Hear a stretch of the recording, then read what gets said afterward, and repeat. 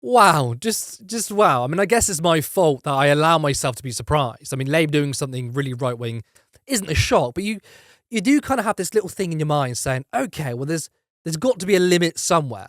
Well, not for Keir Starmer. So another Tory MP has defected to Labour, Natalie Elphicke, making her the third one. Which, okay, I mean, people change their politics, but when it's three Tory MPs, who, by the way, have literally said that politics hasn't changed, Labour has, well, that's a terrible sign.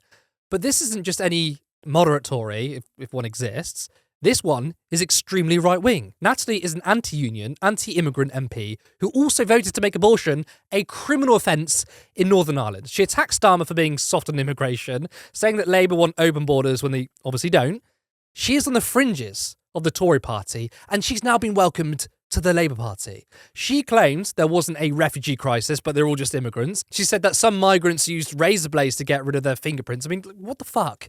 She filmed herself on the beaches of Dover with dinghies. You know what Nigel Farage used to do, the sort of refugee watch thing. Basically, could you get any more right-wing than her?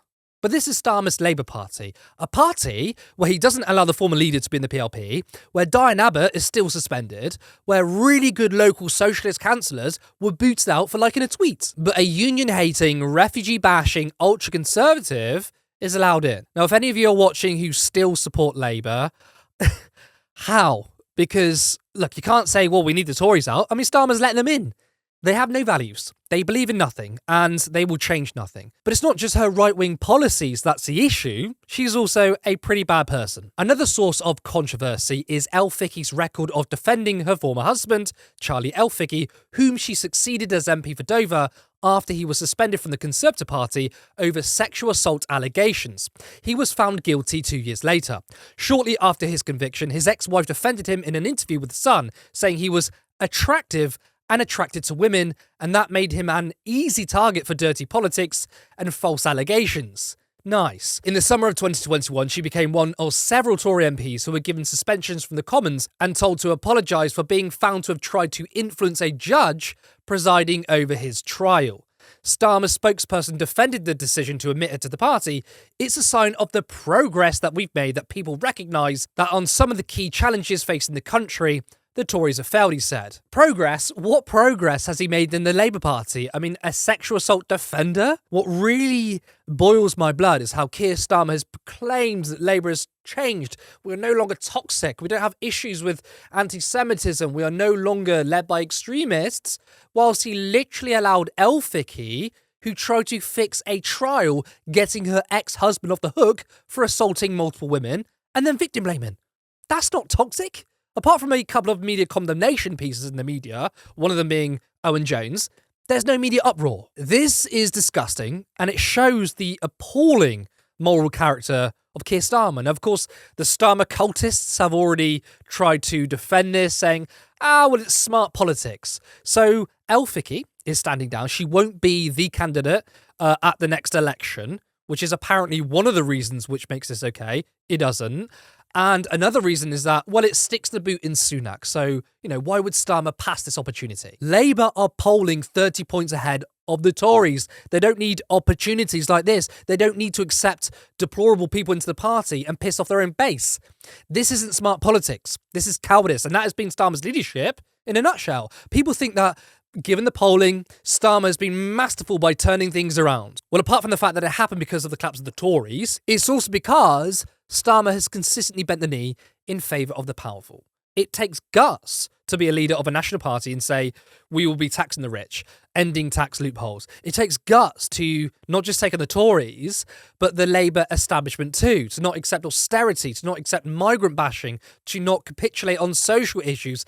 And that is what Jeremy Corbyn did. And his time as leader was a lot tougher because he was going against the grain, right? He was going against the wishes of the Tories, the media barons and the establishment hacks in the Labour Party. That is a hard job. What isn't hard is parroting Tory myths such as the national credit card, adopting Tory economic and social policies, and completely capitulating to the established politics of the last 40 years. It's easy to capitulate on social issues.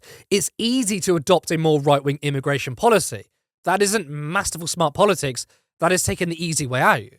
That is why Starmer hasn't had a tough time in the media. I mean, he hasn't really given them much to attack him on. Couple that with a dying Tory party, That's an easy win. I think anyone can do that. So basically, all he's done is follow the natural current in politics, which is to move to the right. And honestly, moving leftwards is literally trying to swim against the current tide, attacking the left and the party whilst allowing abhorrent, extremely right-wing Tories who are better suited in reform. That's swimming with the current. Now, one of those who almost always defends Starmer is centrist melt James O'Brien, which he pitches himself as a sensible centrist who is fairly progressive. Well, he's defended this defection, and we're going to listen to his logic. Temporarily permissible to be a little bit footballified until you've got the ball over the line. Starmer's Labour, writes Andrew Levy, is on a mission, even if some in the party don't yet realise it, to make Labour the party of Britain, embedding it in government for decades, creating a national consensus, drawing in the widest feasible span of committed supporters. The purpose is to transform the country. More on that in a moment. Quotes, doing an Attlee, end quotes, but succeeding. Before you raise both eyebrows, consider this. What might Attlee and his colleagues have achieved if Labour had been in power a lot longer? You can't do that by just attracting and retaining voters from the centre ground. You need many of those flirting with the extremes to join you and stick with you. MPs are a different matter from voters, of course. Their views are public. But voters' views are generally secret. They're only shown to the ballot paper in the privacy of the polling booth. Any defecting MP is vulnerable to very obvious political attack. Voters can defect without embarrassment, except perhaps towards their previous selves, and without personal disadvantage. Starmer needs the voters for his grand strategy to succeed. The strategic value of a defecting MP is the signal that it sends. So, the Elphicke defection tells voters tempted by or actually voting for reform and the like that it's okay to vote Labour. So I'm going to break down everything he said one by one. We'll start from the beginning. First of all, he claims that Labour's trying to appeal to the widest possible people. Well, that's not true, because if it was, they would include the left. They wouldn't be kicking out people from the party for liking tweets. What's happening is Labour are moving to the right and accepting right-wingers whilst shunning the left. That is a right-wing clique, not broad appeal. And it's funny how the media frames this, because when the Labour Party appeals to the left, they go, oh, well, that's appealing to the small clique. You need to represent the voters. But when they shift hard to the right, that's sensible and that's the electable thing to do. It's funny that, isn't it? Now, to bring up Attlee, I think, is an insult. The Attlee government created the NHS, built the welfare state, built council houses. That's not what Labour is offering. There's no point being in government for 15 or 20 years if you don't actually offer anything. I think if you ask most people, would you rather a radical 5-year government that got stuff done or 20 years of managed decline? I'm sure most would pick the former. Look, Starmer doesn't need really right-wing voters. He needs enough to win an election, which would be the left, the centre, and maybe centre-right. He doesn't need an anti-abortion MP to do that. Now, James is obviously an absolute clown, and he is part of the media ecosystem we have, which is one of the worst in the world. Now, the question I ask is, why do you want the Tories out? What is it about them that you don't like? Because for me, well, their economic policies are harmful to the working class. They've always attacked workers. They support tax cuts for the rich. They strip public services we need. They've been destroying our NHS and allowing profiteers to leech off our sickness. They've always presided over an increase in inequality, where the rich get richer and the working class's material needs are falling. That's why I hate the Tory party, because I hate their ideology, I hate their policies. But Labour are now offering the same economic model. Wes Streeting wants more private provision in the NHS. Rachel Reeves' fiscal rules means more austerity, and austerity means failing public services. Starmer has sidelined unions and has brought in multi-millionaire former Tory donors who are now advising policy. The New Deal for Workers, announced by Angela Rayner in 2021, has been completely watered down because big business demanded Labour to do that, which has led Sharon Graham from Unite to literally call out Labour. That increases inequality. Even just on social issues, at the very least, if Labour are going to offer the same economic policies, well, at least they're socially progressive. That's not even true anymore. So I ask, why do you want to replace the Tory party with another one just in a red rosette? Now, this development of Elphicke has just moved the political debate even further to the right, where we literally have John McTernan saying he'd welcome Jacob Rees-Mogg joining Labour. What does it say to the Labour Party, and particularly the wing of the party that supports Diane Abbott, that Keir Starmer is embracing Natalie Elphicke, but actually rejecting firmly Diane Abbott? Well, the one thing that every Labour MP agrees with and every Labour Party member agrees with is that we need to give the Tories a good kicking, and this is, another sign of giving the Tories a good kicking. Tell me, though, we have a situation now where Natalie Elphicke, of course she's not standing again, right? No. But Labour would be happy to have her going out and campaigning on their behalf. Well, she can, if she wants to campaign on our behalf, that's fine. Anybody's welcome to leaflet for us. Anybody's welcome to do voter ID. You're welcome. So, is there any Tory MP that you wouldn't welcome in the party? I'd love Jacob Rees-Mogg to be a member of the Parliamentary Labour Party. No, seriously, is there any, I mean, you've got someone now from the ERG. A former member of the ERG. Yes, so actually... You can't be a member of the ERG Well, and be I was just going to say... It's a broad church. It's a broad church. It's a kind of sprawling town. Well, to quote Tony Blair, we are the political wing of the British people. OK, well, let's hold that thought for a minute. This is insane. It is absolutely insane. We're living in an upside-down world.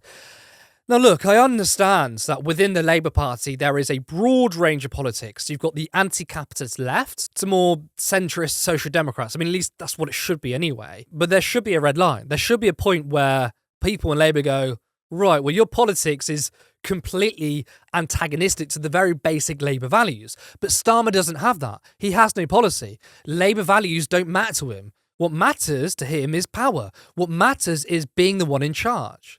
And if you're going to vote Labour no matter what, that enables this behaviour. It's all well and good that Labour win the next election, but what happens if they don't address the multiple crises we face? People will turn against Labour, and who's going to be waiting? A rejuvenated right wing, whether that's Reform, whether that's the Tory party coming back, or whoever. And the debate will shift even more rightwards. There's no long-term plan from Labour, and without an actual opposition, this is where we're headed.